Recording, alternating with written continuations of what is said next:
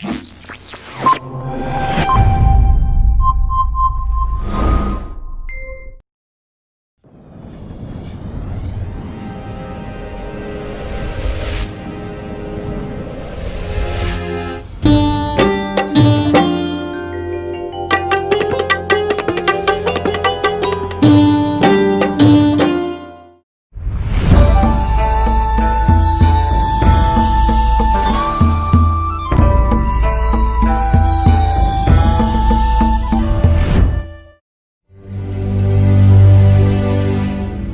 is integral to nature. Change, both big and small, steers our life onward. Some changes are physical and happen within a short time. Other changes occur slowly on a subtle level.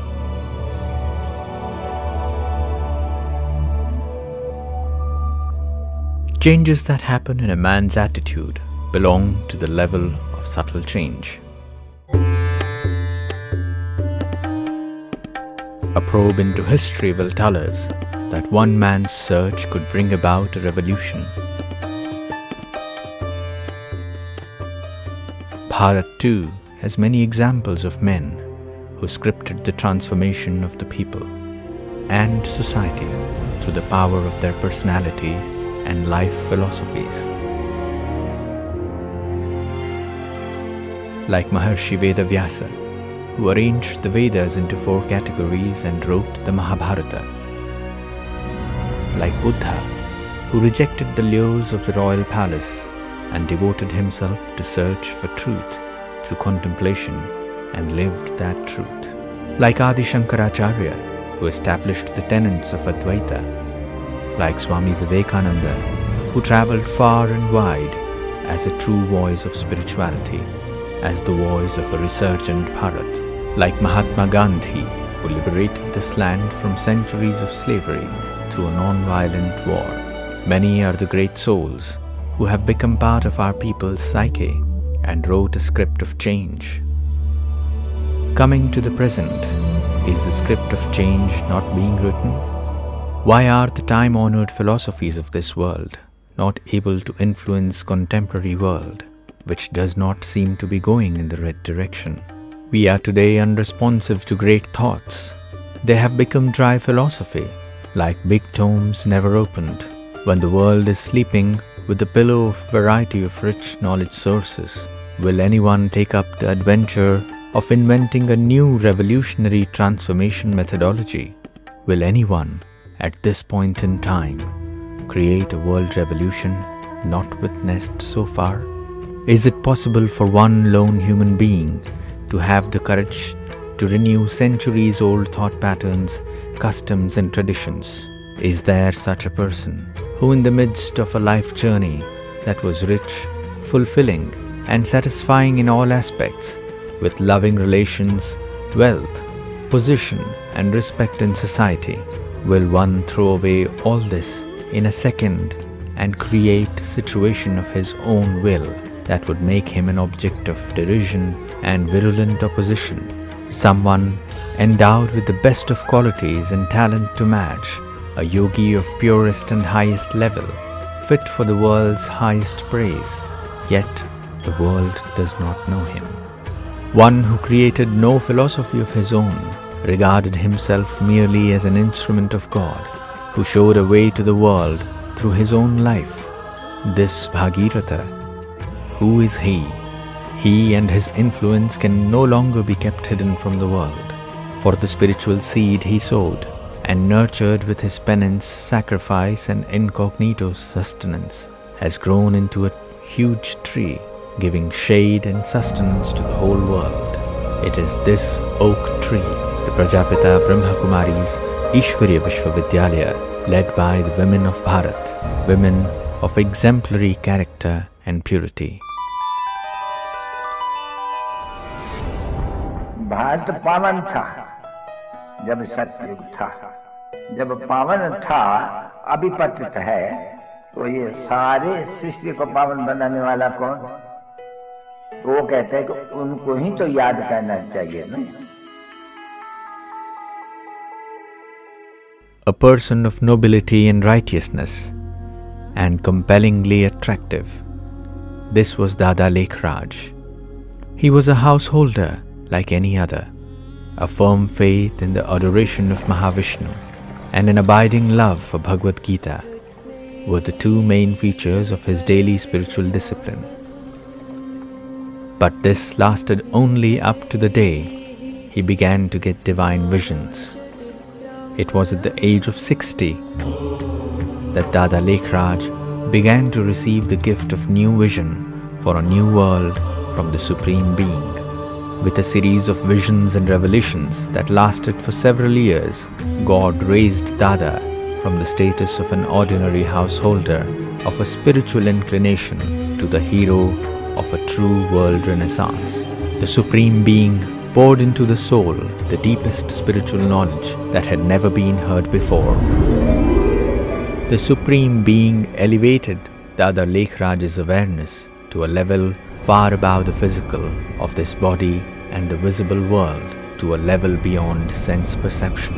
Experiencing an incomparable joy, ecstatic at discovering this mine of new knowledge, Dada Lekhraj quit his lucrative diamond business. He began contemplating on the gems of knowledge that the Supreme Being was showering on him. To bring God's words to the plane of action, he began to practice experiments on himself first and shared them with his family.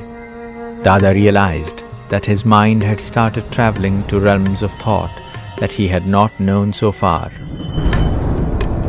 He devoted a lot of effort to unravel the meanings of visions and new ideas that had begun to pour in his mind. He carried out extensive discussions with his contemporaries and gurus, but they gave him explanations based on their received knowledge, based on scripture and tradition, for they were ignorant of such divine experiences.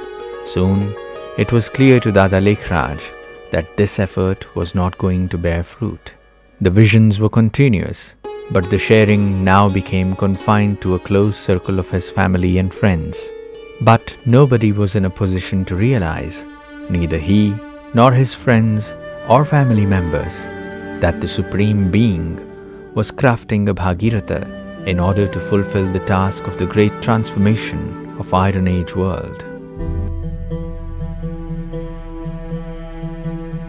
Dada began to get revelations of his own existence, that the soul was totally different from the body was revealed to Dada, as also the secrets of birth and death and the life journey of souls. Until then, Dada had worshipped Narayan. Another vision made him realize that the object of his prayer, Narayana, was the fulfilled stage of Nara, or man, that he had once been Narayan, and that the time was ripe for rediscovery, the Narayan in him.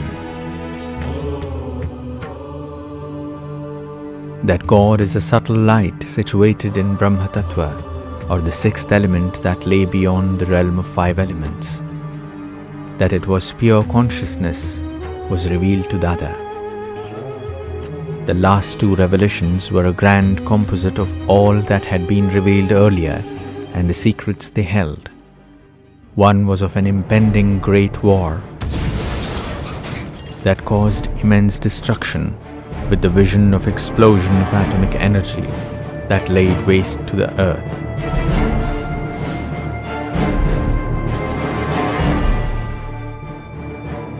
This was followed by a second, that of a beginning of paradise or golden age. After this revelation, God ordered him to begin a Mahayajna for the transformation of Iron Age.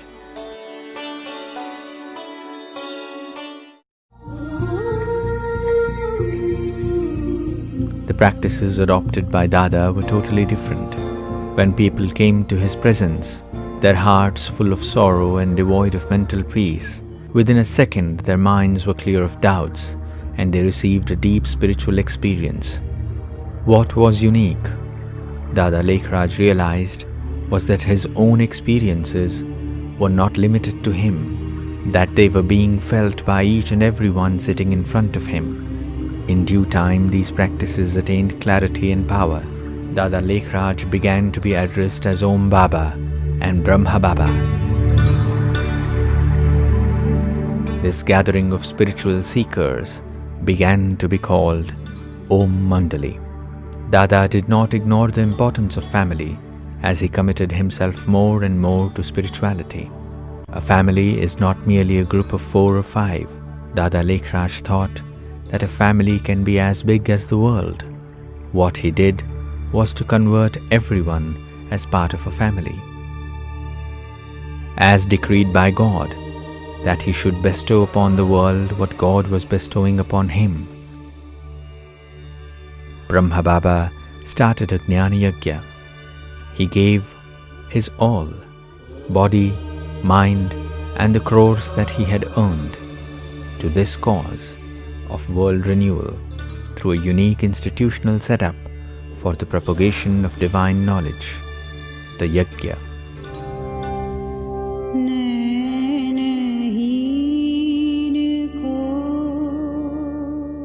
The reins of which were entrusted to a small group of women.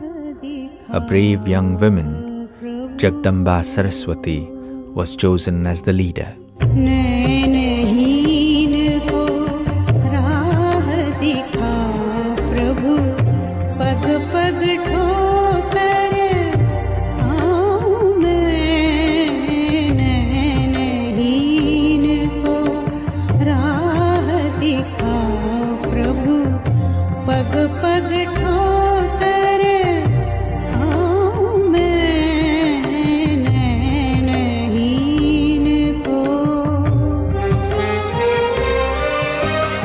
These were times when women had no status in society, not to speak of a place in things of spiritual nature.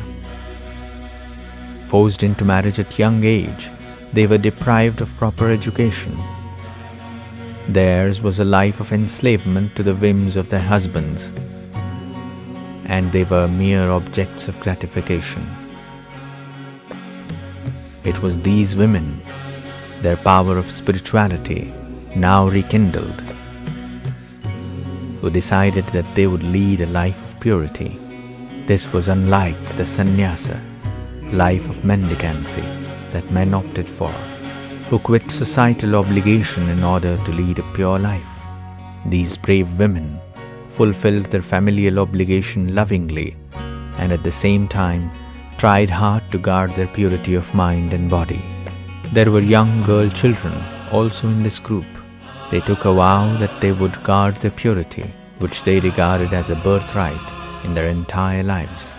Witnessing these changes, never before seen in any practice of spiritual nature, tradition-bound and narrow-minded persons of the society began a campaign of opposition. They tried every method to derail the effort of Brahma Baba and Om Mandali. They took them to law court as well as to obtain legal ban, but the court had to heed to the powerful counter-arguments of the spiritually charged women leaders of the group and dismissed the complaint. The opponents even stooped to the level of blocking the children's entry into their haven, making them stand in the hot sun for hours. But little did they know of that spiritual power of these godly children was far above their tender age. The children did not tire in the sun, but their opponents did, and they had to retreat. Soon the level of opposition was raised to that of brutality, sparing none. Mother or daughter, members of the group were forcefully bound them back to their homes. Yet, the moment they got their opportunity, they came running back to Baba, for they were unwilling to take even a sip of water without the experience of godly bliss they received in Baba's presence.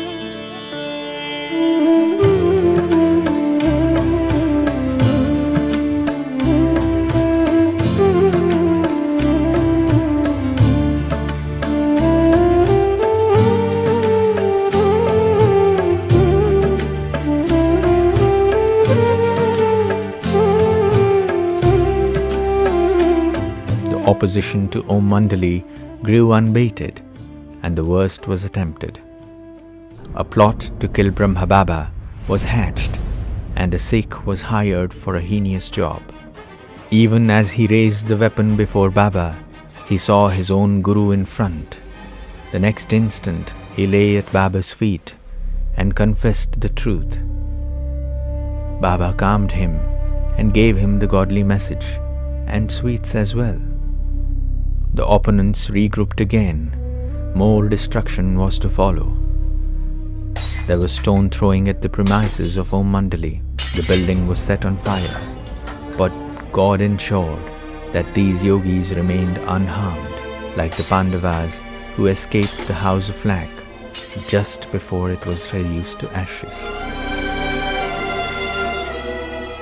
Baba shifted the satsang to Karachi from Hyderabad, Sindh, in order to pursue his objective from more peaceful surroundings. At the same time, even in the absence of Baba, at Sindh, the spiritual seeds sown earlier had begun to take root, despite the shackles of opposition at home. The women, lost in their remembrance of God, gathered whenever they could and discussed the spiritual knowledge that they had acquired, and enriching themselves with spiritual power unknown to others. They then waged a direct war with their protectors, and after convincing them and with their consent, they began to see Baba. With their sincere and sustained effort, they were successful in curing their husbands and fathers of their impure habits. They also began to respect Baba. In Karachi, Baba and children spent 14 years completely away from all attachments, free from the public gaze. They devoted themselves completely to the listening of God's knowledge that was being received by Brahma Baba, to the practice of Raja Yoga meditation and its techniques, understanding the divine visions and attaining equipoise. This was the preparation for the impending future.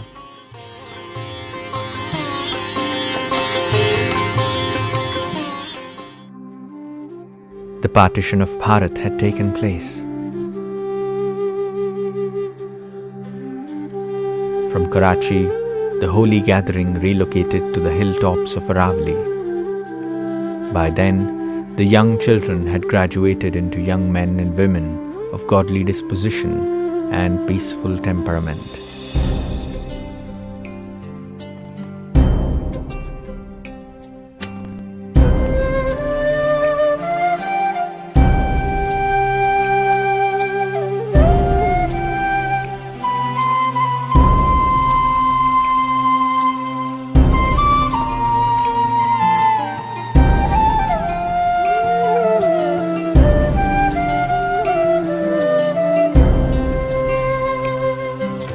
Himself becoming the first example of sacrifice and penance, Brahma Baba began a phase of intense self-transformation.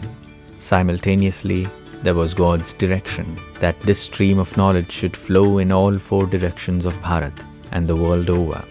The yogis, multiplying by the 100, began to slake the thirst of a dried-up land like a clear and cool stream. Today, this stream is a river flowing across continents.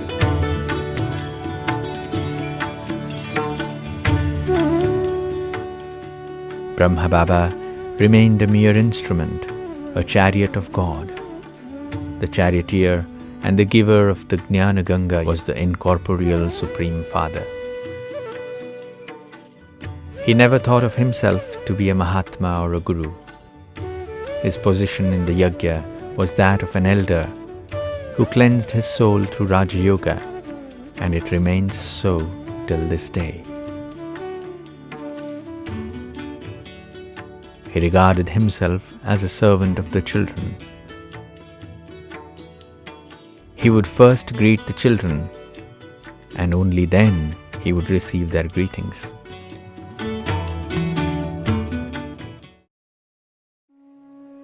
The Yajna entered a period of poverty. Brahma Baba remained unfazed by the prospect of 400 persons staying hungry, for there was not a single grain in store. God was responsible, not he.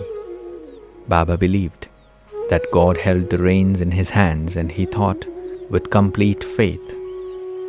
Many withdrew from the yajna at this difficult hour, and God attested to the faith of Brahma Baba, and the yajna marched forth. Brahma Baba was ready to enter the phase of completion of his spiritual role in a way that could convey to others the Narayana form of Nara or man. Baba's face was filled with a glow. Unlike before, he withdrew from his earlier life of activity. His mind was at all times deeply immersed in the Brahmaloka and the Supreme Soul. On the night of 18th January 1969, Brahma Baba withdrew to his room for rest after his last activity. Dadi Prakashmani reached Brahma Baba's room as though ordained by time.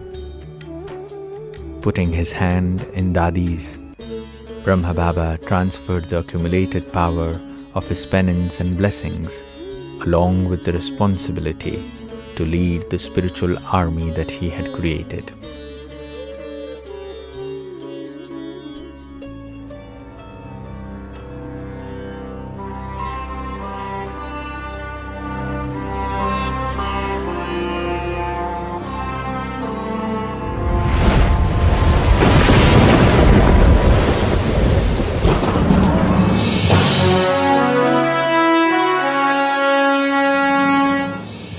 Brahma Baba now flew away from the physical body.